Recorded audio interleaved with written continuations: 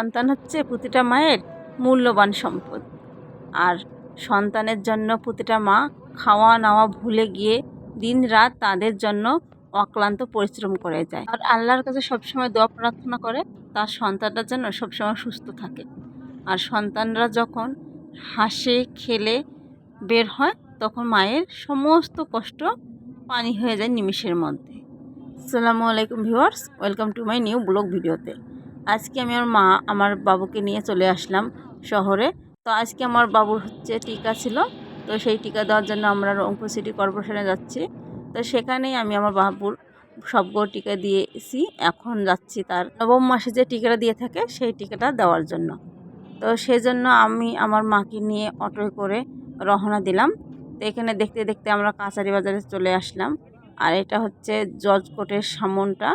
আর এই জজ কোর্টের সামনে এত পরিমাণে ভিড় থাকে যে সবসময় এখানে লোকজনের সমাগম বেশি থাকে। তো আমরা জজ কোর্টটা এড়িয়ে, এখানে একটা স্কুল ছিল সেই স্কুলটা এড়িয়ে আমরা মেন কাছারি বাজারে এসে পৌঁছালাম। তো আমি আমার বাবুর যত টিকা সব টিকা আমি সদরে দেওয়ার চেষ্টা করি। আর এইখানে সমস্যার সম্মুখীন হতে হয় না। আর জাস্ট টিকার কাটা দেখালে হচ্ছে এখানে টিকা দিয়ে দেয়। কিন্তু এখানে ছোটো বাচ্চাদের জন্য টিকা না, বড়োদেরও টিটি টিকার ব্যবস্থা রয়েছে। তারপর হচ্ছে ছোটো বাচ্চাদের বিভিন্ন রকমের পোলিও এবং এসহ আরও অন্যান্য টিকা এখানে দিয়ে থাকে।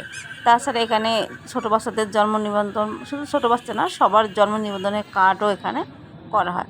তো আমরা যেহেতু একসাথে নিচে সব রকমের সেবা পেয়ে থাকি, তাই আমি সবসময় চেষ্টা করি যে রংপুর সিটি কর্পোরেশনে এসে বাচ্চাকে টিকা দেওয়ার জন্য। আর অনেক সময় দেখা যায় যে আমরা আমাদের যে গ্রামে যে কমিউনিটি ক্লিনিকটা রয়েছে সেখানে যদি টিকা দিতে চাই, আর আমরা যদি এক জায়গার মানুষ যদি অন্য জায়গায় যেয়ে টিকা দেয়, সেক্ষেত্রে আসলে বিভিন্ন রকমের সমস্যার সম্মুখীন হতে হয়। অনেক সময় দেখা যায় যে বাচ্চাদের টিকা কাটার যে তারিখটা দেওয়া থাকে ওই তারিখ থেকে হয়তো অনেক দিন আগে টিকা দিচ্ছে, নয়তো বা দেখা যাচ্ছে যে কয়েকদিন পরে টিকাটা দিচ্ছে। সেক্ষেত্রে একটু টেনশন থাকে। তাই আমি সঠিক সময়ে টিকা দেওয়ার জন্য এখানে বেশিরভাগ সময় আসি। আর ওইখানের হচ্ছে সময়ের সাথে আসলে টিকা দেওয়ার সময়টা একদমই মিলে না। তো দেখতে দেখতে আমরা খুব কাছাকাছি চলে এসেছি। আর এই জায়গাটা এত পরিমাণে জ্যাম থাকে যে অটোতে কিছুক্ষণ বসে থাকতে হয়। তো আমরা এই ওয়েট করতেছি, যেহেতু আমরা খুব কাছাকাছি আসলাম। তো আমি অটোওয়ালা ভাইকে বললাম যে আমাদের এখানে নামাই দেন, তিনি আমাদের নামাই দিল। তো আমার মা আমার বাবুকে নিয়ে ভিতরে যাচ্ছে, আমি পিছনে অটো বিল দিয়ে আমিও তাদের পিছনে পিছনে যাচ্ছি। তো আমরা অবশেষে আমাদের কাঙ্ক্ষিত লক্ষ্য রংপুর সিটি কর্পোরেশনে প্রবেশ করলাম। তো এইখানে দেখেন বিভিন্ন রকমের সেবা প্রদান করে থাকে, শুধু বাচ্চাদের টিকাই না, এছাড়াও অনেক রকমের সেবা এখানে দিয়ে থাকে। তো আমরা যখন ভিতরে প্রবেশ করতেছিলাম তখন দেখলাম যে অনেকেই বাচ্চা নিয়ে এসেছে। তো ওনাদের বাচ্চাদের টিকা দেওয়া শেষ হয়ে গেছে, তাই তারা বাসা চলে যাচ্ছে। তো আমি আমার মাকে বললাম যে আপনি আগে যান, তারপরে হচ্ছে আমি যাচ্ছি। তো আমার মা আমার বাচ্চাকে নিয়ে যাচ্ছে। তো আমরা অবশেষে যেখানে টিকা দেয় তার ভিতরে প্রবেশ করলাম। তো এখানে আমার মতো অনেকে তাদের বাচ্চা নিয়ে এসেছে, তো তারা অপেক্ষা করতেছে তাদের বাচ্চাদের কখন টিকা দেওয়া হবে। তো আমার মাকে আমি বসিয়ে দিয়ে আমি ভিতরে প্রবেশ করলাম। এখানে যেহেতু প্রচুর পরিমাণে ভিড় হয় তাই আমি সিরিয়াল নিতে গেলাম। তো গিয়ে দেখলাম যে এখানে আসলে আমি আগেরবার এসে যতটা দেখেছি ভিড় রয়েছিল সেই রকম ভিড় নেই। তাই আমি আমার মাকে নিয়ে আবারও ভিতরে প্রবেশ করলাম। গিয়ে আমার কার্ডটা দেখানোর সাথে সাথে আমাকে টিকা দিয়ে দিল। তো টিকা দেওয়ার পর আমি আমার বাবুকে নিয়ে এখানে আসলাম। তো দেখেন এইখানে বাচ্চারা কান্নাকাটি করবে দেখে তাদের জন্য খেলাধুলার ব্যবস্থা রয়েছে এবং তাদের বিনোদনেরও বিভিন্ন রকমের ব্যবস্থা এখানে রয়েছে। তাছাড়া মায়েদের হচ্ছে বাচ্চাদের খাওয়ানোর জন্য এখানে রুমও রয়েছে। তো আমরা সব টিকা দেওয়ার পরে আবারও বাইরে চলে আসলাম, এখন আমার বাসা যাব।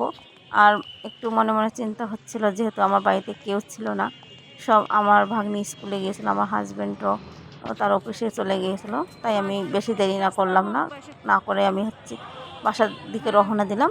তো এখানে এত পরিমাণে ভিড় যে কাঙ্ক্ষিত অটো পাওয়া খুব মুশকিল হয়ে যায়। তাই আমি আমার মাকে নিয়ে এই রাস্তাটা হেঁটে হেঁটে পার হচ্ছিলাম। তো এত জ্যামের ভিতরে আসলে রাস্তা পার হওয়াটা অনেক কঠিন ব্যাপার ছিল। তো আমি রাস্তা পার হয়ে এই সাইডে চলে আসলাম। এই সাইডে আসার পরে এই যে পাশেই দেখতেই পাচ্ছেন পুরানা লাইব্রেরি। এই পুরানা লাইব্রেরিতে দেখা যায় যে বিভিন্ন রকমের প্রয়োজনীয় বই পাওয়া যায়। আর অনেকেই হচ্ছে এখানে বই এসে বিক্রি করতে পারে, আবার বই কিনে নিতে পারে। তো এখানে কিছুক্ষণ অপেক্ষা করার পর আমরা অটোতে উঠলাম।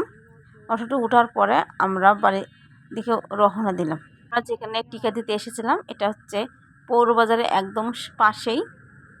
আর এইখানে এই পৌরবাজারে বিভিন্ন রকমের জিনিস পাওয়া যায়, এমন কোনো জিনিস নেই যে সেই জিনিসটা পাওয়া যায় না।